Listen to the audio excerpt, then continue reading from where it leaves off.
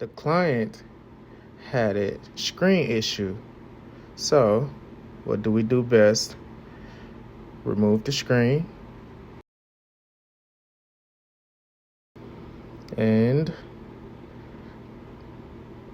take out some screws. There's 6 screws, a shield plate covering the screen flexes. Turn it off, disconnect the battery,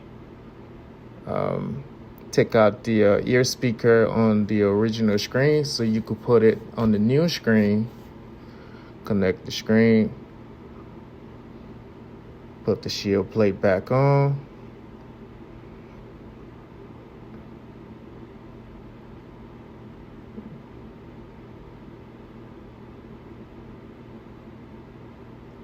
Close it with confidence, put the pentalobe screws back in, and voila.